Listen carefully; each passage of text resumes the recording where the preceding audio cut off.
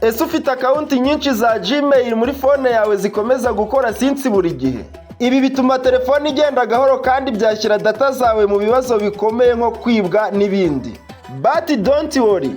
Muri iyi video tugiye kukwereka uko wavana Gmail account udakeneye muri fone yawe step by step. Uko wabikora in 4 easy steps. Utesa Technology Solution, igisubizo ku ikoranabuhanga rigezweho. Utarakora subscribe, wakora subscribe, bityo ntihazagire video nimwe igucika kuri iyi channel yacu. Step ya mbere, fungura Gmail app muri telefone yawe.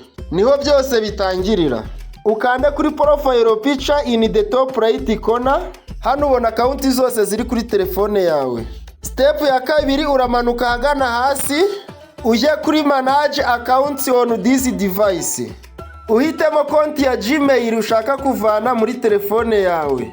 Niba ufite account nyinshi, be careful. Hitamo neza account nyayo ushaka gukuramo. Step ya gatatu, urakanda kuri remove account kuri Android phone cyangwa kuri delete account kuri iPhone.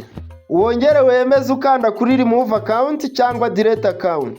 That's it. Ubu Gmail account yavuye kuri phone yawe. Ntugire ubwoba. Zirikana ibi. Kuvana Gmail muri phone si ugusiba Gmail burundu muri Google. Iyi account iracyabaho online kandi ushobora kongera kuyifungura igihe cyose wifuza ukayihuza na phone yawe. Ariko niba ugiye kugurisha cyangwa gutiza telefone yawe, buri gihe banza uvane Gmail muri iyo telefone ku mpamvu z'umutekano wa data zawe.